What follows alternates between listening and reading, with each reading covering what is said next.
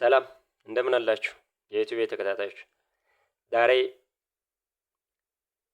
ኢንትሮዳክሽን ቱ ሳይኮሎጂ ፍሬሽማን ኮርስ ነው፣ በሶስት ክሬዲት የሚሰጥ ነው።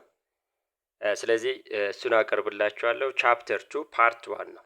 ቻፕተር 2 ፓርት 1 ቻፕተር 1 ከፓርት 1 እስከ ፓርት 4 ፕሮፋይሉን በመንካት ፕሌይሊስት ስትገቡ ሳይኮሎጂ ኤንድ ኢንክሉሲቭነስ የሚል አለ። ስለዚህ እዛ ጋር ወደ ታች ስትሄዱ ወይም ላይ ታገኙታላችሁ ማለት ነው። ቻፕተር 2 ሴንሴሽን ኤንድ ፐርሰፕሽን ነው። እንዳጠቃላይ የዩኒቱ ርዕስ ሴንሴሽን ኤንድ ፐርሰፕሽን። ስለዚህ እዚህ ጋር ዋትስ ሴንሴሽን ዋት ኢዝ ፐርሰፕሽን የሚለውን ማወቅ አለባቸው። ዴር አር ሎስ ፐርሰፕቹዋል ሎስ፣ እነሱን ማወቅ አለባችሁ ማለት ነው። ሌላው ከዛ በተጨማሪ ኖቶችን ሾርት ኖቶችን ወይም ሌላ ፈተናዎችን የምትፈልጉ ከዚህ በፊት የተፈተኑ ፈተናዎችን የምትፈልጉ ከሆነ ወርክሽቶችን የምትፈልጉ ከሆነ ጌታቸው 700 የሚለውን ገብታችሁ ቴሌግራም ላይ ጆይን ብታደርጉት የተለያዩ በሶፍት ኮፒ እንትኖችን ታገኛላችሁ። በሶፍት ኮፒ ማቴሪያሎችን ታገኛላችሁ። ስለዚህ ተቀላቀሉ። ዛሬ ስንቀጥል ሌላው አትርሱ፣ ሰብስክራይብ ማድረግ አትርሱ። ሰፖርት ያደርገኛል በዚህ ድንበልን። ዛሬ ስንቀጥል ሴንሴሽን ኤንድ ፐርሰፕሽን ነው። ሴንሴሽን ኤንድ ፐርሰፕሽን። ሴንሴሽንን ካየ ነው ዋት ኢዝ ሴንሴሽን ኤንድ ዋት ኢዝ ፐርሰፕሽን የሚለውን ሴንሴሽን ኢዝ ኢት ኢዝ the only the first stage in perception. Sensationን ዲፋይን ስናደርገው it is the first stage in perception። ስለዚህ መጀመሪያ የሚመጣው ሴንሴሽን ነው፣ ከዛ በኋላ ፐርሰፕሽን። ስለዚህ ሴንሴሽን ምንድነው፣ ፐርሰፕሽን ምንድነው የሚለውን እናያለን ማለት ነው። when we define sensation is the process whereby a stimulation of receptor cells in the eye, ear, nose, mouth and surface of the skin send nerve impulse to the brain። ወይም በአጭር ፕሮሰስ ነው stimulation of receptor cell in the eye ወይም ሴንስ ኦርጋናችን ላይ ሴንድ የሆነ መልእክት ሲመጣ ወይም ነርቨስ ሲስተማችን መልእክት ሲልክልን to the brain ይሄ መልእክት ሲደርሰን ያ ሴንሴሽን ብለን እንጠራዋለን። when you see sensation are closely tied what is happening in the sensory system themselves ወይም ስሜት ህዋሳታችን ላይ ምን ተከሰተ የሚለው ማለት ነው። የመጀመሪያ ተቹ ወይም የመጀመሪያ እይታችን ወይም የመጀመሪያ ፊሊንግ እሱ sensation what happening in the sensory system። ስለዚህ የሆነ ነገር ሲነካን ወይም የሆነ ነገር ስናይ የምናየው ወይም የሆነ ነገር እንደነካን የምናውቀው በሴንስ ኦርጋናችን ነው። ስለዚህ what happened in our sensory system themselves this is what we call as sensation ብለን እንጠራዋለን። listen color, brightness, the pitch of tone or bitter tastes are examples of sensation። የሆነ ነገር እናያለን፣ ብራይትነስ ልናይ እንችላለን፣ ወይም ድምጽ ልንሰማ እንችላለን፣ ወይም ቢተር ቴስት በምላሳችን ልንቀምስ እንችላለን። እነዚህ ሰንሴሽን የምንላቸው ናቸው። ኤግዛምፕልስ ኦፍ ሰንሴሽን ብለን የምንጠራቸዋለን። when you see sensation the starting point of sensation is stimulation። አንድ ነገር ሴንስ አደረገ ስቲሙላንት ወይም የሆነ ነገር እንደነካን ስናቅ ያ ስቲሙሌሽን ወይም የሆነ ነገር እንዳየን ከበፊቱ የተለየ ብርሃን ነገር ልናይ እንችላለን፣ ወይም ከበፊቱ የተለየ ቴስት ልንቀምስ እንችላለን። የመጀመሪያው ስቲሙላንት መልእክት ሲለ ያ ሴንሴሽን ብለን እንጠራዋለን። the starting point of sensation is a stimulus። ሌላው sensation is a process that detects the stimulus from one's body or from the environment. this is what we call as sensation process ነው when that detects a stimulus የሆነ ነገር እንደነካን ከሆነ አካል ወይም ከኤንቫይሮንመንቱ ከበፊቱ ለየት ያለ ነገር እንደነካን ያን ሴንስ ማድረጉ ይሄ ነው ሴንሴሽን ብለን የምንጠራው ማለት ነው። ሴንሴሽን ብለን የምንጠራው ይሄን ነው። when we see perception perception is the process that organizes sensation into meaningful pattern, giving interpretation, giving sound ወይም ኦርደር ኦር ሚኒንግ ሴንስ ያደረገን ነገር ይሄ ነው ወይም የቀመስነው ነገር ይሄ ነው ብለን ኢንተርፕሬት ማድረግ ያ perception ብለን እንጠራዋለን ማለት ነው። It is the process whereby the brain interprets sensation. እንደዚህ ቀመስን ቅምሻ ከሆነ ይሄ ነገር ይሄ ነው ወይም የነካን ነገር ካለ ይሄ ነገር እንደዚህ ነገር ነክቶናል ወይም የሆነ የምናየው ነገር ካለ ይሄ ነገር ያን የምናየው ነገር ሪኮግኒሽን መስጠት ማወቅ መለየት ያ perception ብለን እንጠራዋለን። perception ብለን እንጠራዋለን ማለት ነው። እዚህ ጋር ስናየው does the hearing sounds seeing colors is largely sensory process የሆነ ከለር እናያለን ወይም የተለያዩ ድምጾችን እንሰማለን በአካባቢያችን ማለት ነው። ያ ከሴንሰሪ ኦርጋን ጋር ወይም ሴንሰሪ ፕሮሰስ ብለን ነው የምንጠራው።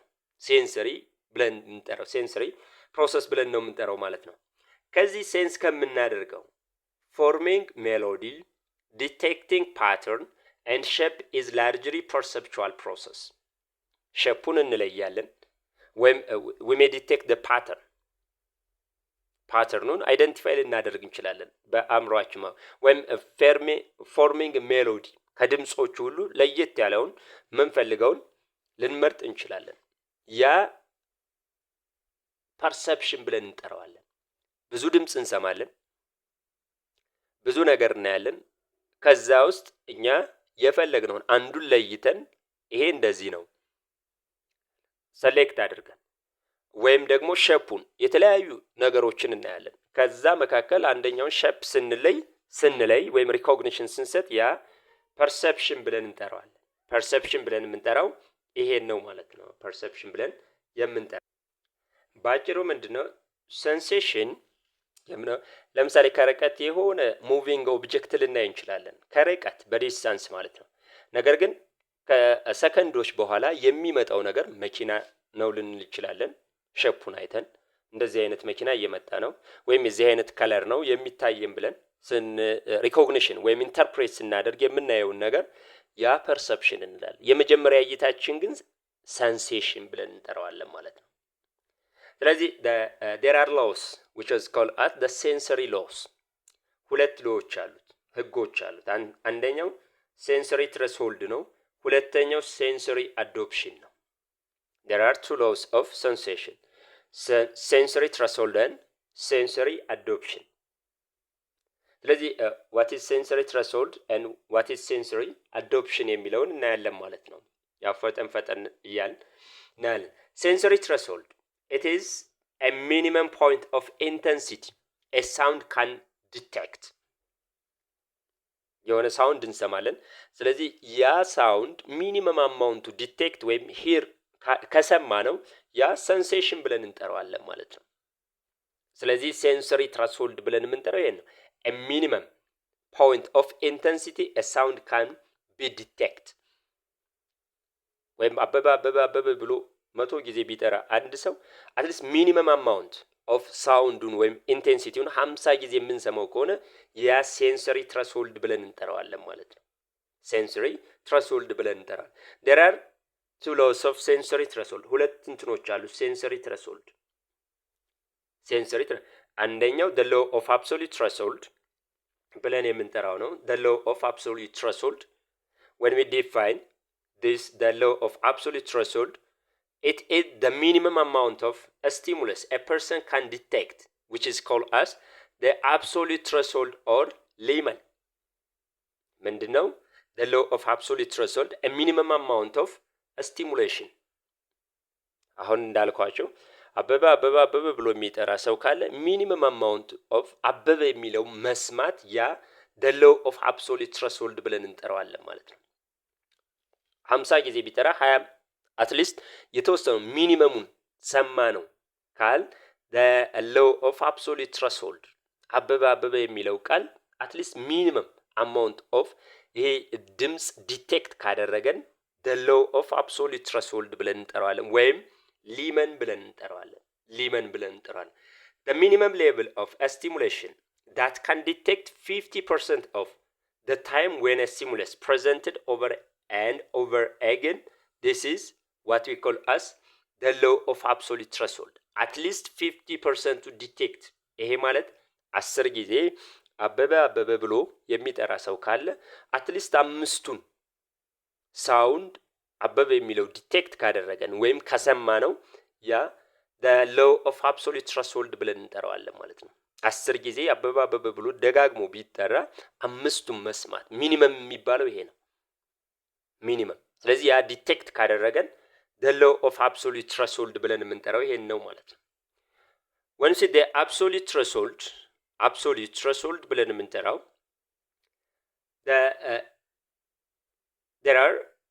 the absolute threshold is affected by factors other than the intensity of the stimulus. አንዳንዴ የሌሎች ፋክተሮች ኤክስተርናል ፋክተሮች ዲቴክሽኑን 10 ጊዜ አበበ ብሎ ሲጠራ ላንሰማው እንችላለን because it is affected by different factors other than the intensity. ወይም 10 ጊዜ ወይም 20 ጊዜ ስለጠራ ሳይሆን there may be other factors that affects our own sensation ወይም ድምጹን ያን አበበ የሚለውን እንዳንሰማ የሚያደርገን other factors አሉ ማለት ነው። The detection of a stimulus depends on both the intensity and the physical and psychological state of the individual. ይሄ ማለት ዲቴክሽን ወይም የምንሰማው አበበ ብሎ ሰማ ነው ማለት ዲቴክት አደረገ ማለት ነው። ስለዚህ the detection of a stimulus depends on both the intensity ወይም ድግግሞሹ and other the physical and psychological state of the individual. የግለሰቡ የፊዚካል ወይም ሳይኮሎጂካል ስቴት ዌልቢንግ ነሱ ሬዲ መሆኑ በዛ አፌክት ይደረጋል ማለት ነው። በዛ አፌክት ይሆናል ማለት ነው። ስለዚህ ኤግዛምፕል ብሎ የሚሰጠው እዚህ ጋር ሪስፖንስ ቢያዝ how ready the person is to report the presence of a particular stimulus. ሪስፖንስ ቢያዝ ግለሰቡ ሬዲ ካልሆነ ሳይኮሎጂካል ወይም ፊዚካል ጤነኛ ካልሆነ ያን ነገር ለመስማት ሬዲ አይደለም ማለት ነው። ስለዚህ it affects our own sensation ሴንሴሽናችንን አፌክት ያደርገዋል። ሁለተኛው the difference in threshold ነው። the difference in threshold when you see the difference in threshold means detecting changes ከበፊቱ ከነበረን ሳይኮሎጂካል ወይም ፊዚዮሎጂካል ዌልቢንግነስ ቼንጁን ዲቴክት ማድረግ ለየት ያለ ነገር እንዳለ ዲቴክት ማድረግ ወይም ያ ስሜት መሰማት the difference in threshold ተብሎ ይጠራል። so detect the changes in the intensity of a stimulus. changes ለውጡ ከበፊት ከነበረው እንትን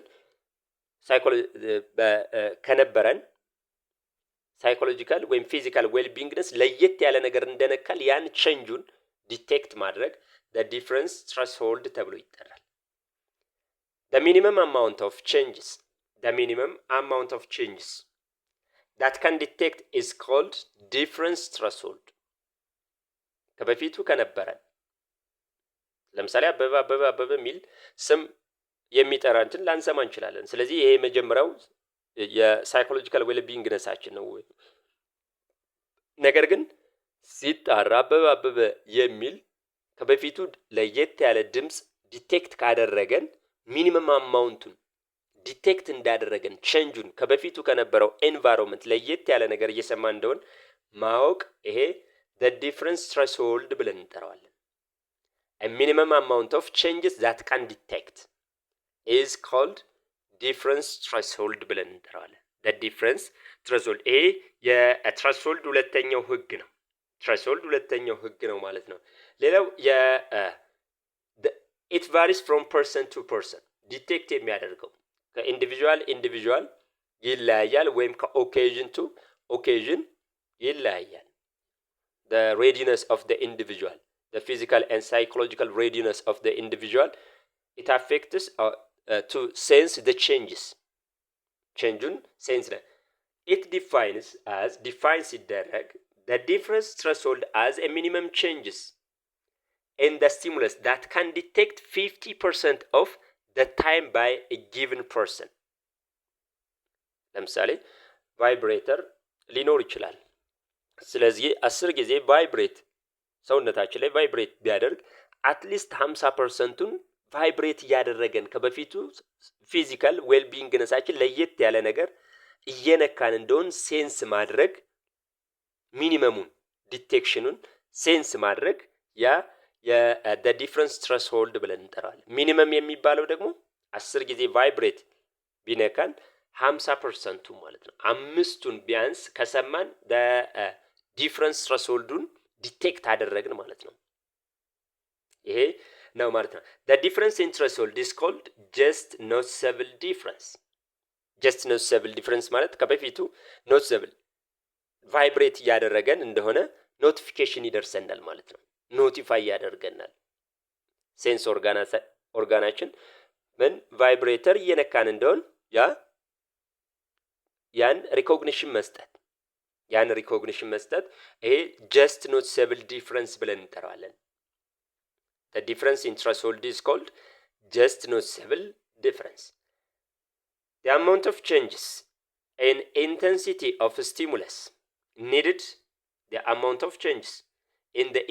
of stimulus needed to produce a just noticeable difference is constant fraction of the original stimulus.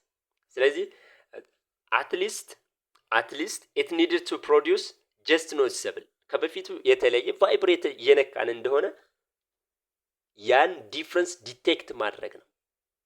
ያ the difference threshold ብለን የምንጠራው ማለት ነው። ይሄ ምን ተብሎ ይጠራል? ዌበርስ ሎ ብለን እንጠራዋለን። just noticeable difference ከበፊቱ ከነበረን እንትን ሌላ አካል እየነካን እንደሆነ ያን ዲቴክሽን ሪኮግኒሽን መስጠት ምን ተብሎ ይጠራል? ዌበርስ ሎ ወይም ደግሞ the difference in threshold ብለን እንጠራዋለን። the difference in threshold ብለን እንጠራዋለን ማለት ነው። ሁለተኛው የሴንሰሪ ሎ sensory adoption ነው። sensory adoption when we define it is a tendency of our sensory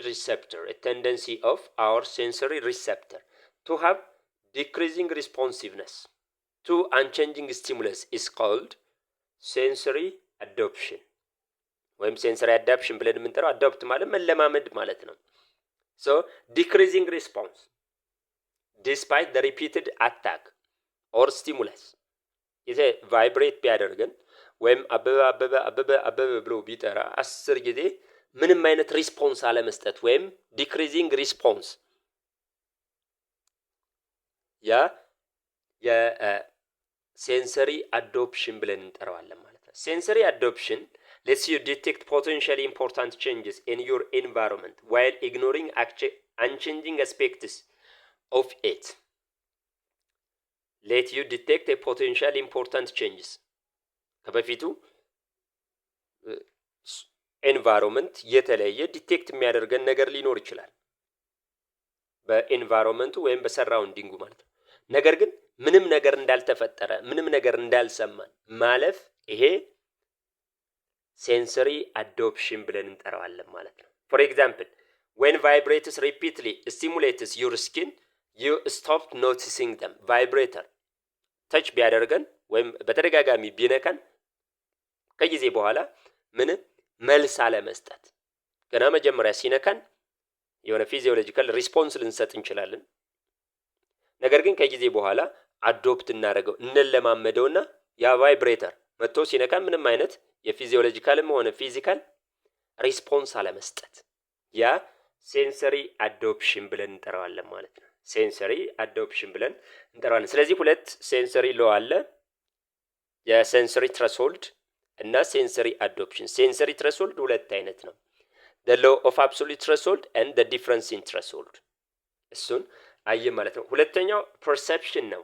when you see perception is about meaning making process of human intelligent life. ሴንስ ያደረግነውን ነገር ሚኒንግ መስጠት፣ ያየነውን ነገር አይደንቲፋይ ማድረግ፣ ከርቀት ያየነው ነገር መኪና ነው፣ ከርቀት ያየነው ነገር ሰው አበበ ነው ኦር ከበደ ነው ብሎ ይሄን ሪኮግኒሽን መስጠት ይሄ ፐርሰፕሽን ብለን እንጠራዋለን። ስለዚህ ሚኒንግ ሜኪንግ ፕሮሰስ ነው ፐርሰፕሽን ብለን የምንጠራው ማለት ነው። ፐርሰፕሽን ብለን የምንጠራው ማለት ነው። ሶ ሴሌክቲቪቲ ኦፍ ፐርሰፕሽን ሴሌክቲቪቲ ኦፍ ፐርሰፕሽን ፐርሰፕሽን ላይ ሴሌክቲቪቲ ብዙ ነገር እናያለን። ስለዚህ ከዛ ውስጥ ግን የምንፈልገውን ነገር ወይም አቴንሽናችንን ትኩረታችንን የሳበው ነገር ያ የሴሌክቲቪቲ ኦፍ ፐርሰፕሽን ብለን እንጠራዋለን። ከነዚህ መካከል አንደኛው አቴንሽን ነው። ጊቪንግ አቴንሽን ኦር ፎከስ። ስለዚህ አቴንሽን አንደኛው ሴሌክቲቪቲ ኦፍ ፐርሰፕሽን ነው። የምናየውን ነገር ሁሉን ነገር እንትን አንድለውን አንዱን ትኩረት እንሰጠዋለን። ትኩረት የምንሰጠው ነገር አቴንሽን ብለን እንጠራዋለን። ስለዚህ ከሴሌክቲቪቲ ፕሮሰስ ላይ አቴንሽን አንደኛው ነው ማለት ነው። አቴንሽን is a term given to the perceptual process that selects certain inputs for inclusion in your conscious experience or awareness and at any given time ignoring others. ብዙ የምናያቸው በሰራውንዲንጋችን የምናያቸው ነገሮች አሉ። ነገር ግን ከነዛ መካከል የምንፈልገውን የመምረጥ ፕሮሰስ ይሄ አቴንሽን ብለን እንጠራዋለን። አንድ ነገር ስንመርጥ ደግሞ ሌላውን ኢግኖር እናደርገዋለን ማለት ነው። ሌላውን ፎከስ አንሰጠውም። this is what we call as selectivity of perception ብለን እንጠራዋለን ወይም attention ብለን እንጠራዋለን ማለት ነው። the selectivity of perception implies among other things that our field of experience is divided into what is known as focus and margin. The selectivity perception among other things that our field of experience is divided into two. selectivity አንድ ነገር select በምናደርግበት ወይም ወደ attentionአችን የምንፈልገው በምንመርጥበት ፕሮሰስ ጊዜ our field of experience በሁለት ይከፈላል። ማንና ማን? አንደኛው ፎከስ፣ ሌላኛው ደግሞ ማሪጅን። ፎከስ የሰጠነው የምንፈልገውን ነው በኢንክሉድ የምናደርገው። ማሪጅን ደግሞ ከምናየው 100 ነገር ብናይ ከ100 መካከል አንዱን እንትን ሴሌክት እናደርግ 99ኙ ማሪጅናችን ላይ ነው። ማሪጂናል ፐርሰፕሽን ወይም ከአቴንሽናችን ውጪ ነው ማለት ነው። events or stimulus that you perceive clearly are focus ብለን እንጠራዋለን። clearly perceive የምናደርገው ከተለያዩ 100 ሰዎችን ልናይ እንችላለን። ከ100ዎቹ መካከል አንዱን ሴሌክት አድርገን ይሄ አበበ ነው ኦር ይሄ ከበደ ነው ብለን ኢንተርፕሬት ስናደርግ ወይም ያን ሰው ስንለይ ፎከስ ሰጠነዋል ማለት ነው። this is clearly የምናየው ያ ፎከስ የሰጠነው ነው ማለት ነው of your own experience. and other item or stimulus that are perceived dimly or vaguely are the margin of your own attention. አሁን አንዱን ሴሌክት አድርገናል የምንፈልገው አበበ ነው ወይም አበበን መርጠናል። ሌሎቹ 99 ሰዎቹ ምናችን ላይ ናቸው ያሉት? on margin of our own attention. focus of our attentionአችን ላይ አይደሉም ማለት ነው። ስለዚህ በሴሌክቲቪቲ ፐርሰፕሽን ላይ ወይም ሴሌክቲቪቲ ፕሮሰስ ላይ our field of experience ከሁለት ይከፈላል። አንደኛው focus of our own attention ነው። ሁለተኛው margin of our attention። clearly የምናየው ወይም አይደንቲፋይ የምናደርገው ያ on our focus of attention ላይ ነው። ወይም አንደኛውን ሴሌክት አድርገን clearly የምናየው እሱ ፎከሳችን ላይ ነው ማለት ነው። ሌሎቹ ማሪጂን ላይ ናቸው። ዲምሊ ወይም ቫጊውሊ የምናያቸው ማሪጂናችን ላይ ናቸው ማለት ነው። ስለዚህ በሁለት ፊልድ ኦፍ ኤክስፒሪየንስ ይከፈላል ማለት ይሄ ነው ማለት ነው። you may aware of items in the marginal field but only vague or partially. አሁን 100ዎቹን ሰዎች እኮ ልናያቸው እንችላለን።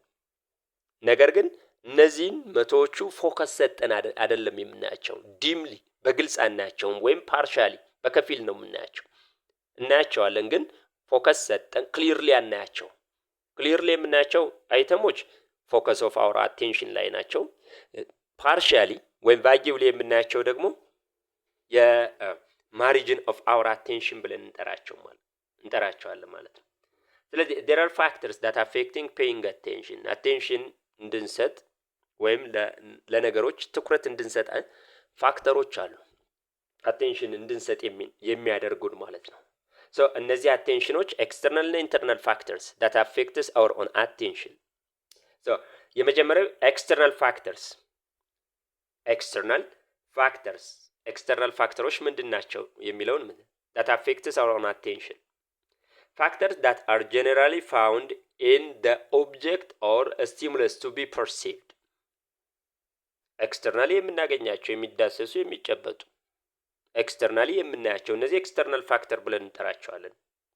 size and intensity the object's size and intensity they are considered as the external factors that affects our own attention ስለዚህ the size and intensity the bigger and the brighter stimulus are more likely to capture your attention than a smaller and dimmer objects እጅግ በጣም ትልቅ የሆነ ሳይዙ ትልቅ የሆነና ብራይትነሱ ደግሞ ብራይት የሆነ ብርሃን የሆነ ነገሮች ዲም ከሆኑና ስሞለር ከሆኑ ኦብጀክቶች በተሻለ አቴንሽኖቻችንን አትራክት ያደርጋሉ ማለት ነው። ስለዚህ the bigger the size and the brightness of the color it affects or it attracts our own attention than the smaller and dimly objects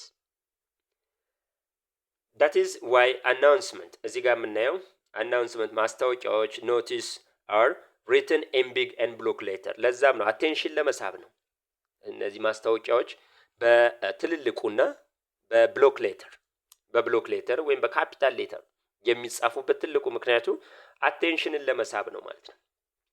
በተመሳሳይ መልኩ in the same way people who dresses bright color clothes tend to capture your own attention bright የሆነ ልብስ የለበሰ ሰው ዲም ከሆነ ልብስ ከለበሰ አቴንሽን ሊስብ የሚችለው ብራይት የለበሰው ነው።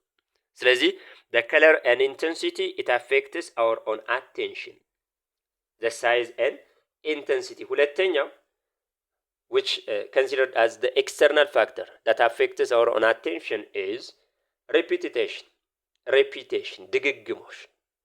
ድግግሞሽ ይሄ ማለት ምን ማለት ነው? as you are more likely to attend to stimulus that repeatedly or frequently occur on your perceptual field that mean repeatedly ያየናቸውን ወይም frequently በተደጋጋሚ ያየናቸው perceptual ፊልዳችን ካፕቸር ያደርጋቸዋል ፎከስ እንሰጣቸዋለን ዳን አንድ ጊዜ ከምናየው ነገር በተደጋጋሚ የምናየውን ነገር ፎከስ እንሰጠዋለን ማለት ነው። you are going to notice a person if he continuously follows you as compared to a person you met only once or twice ምንድነው ፎከስ የምትሰጡት በተደጋጋሚ continuously የሚከታተላችሁን ሰው ነው ወይንስ በአጋጣሚ አንድ ቀን ወይም ሁለት ቀን የሚከታተላችሁን ሰው ነው?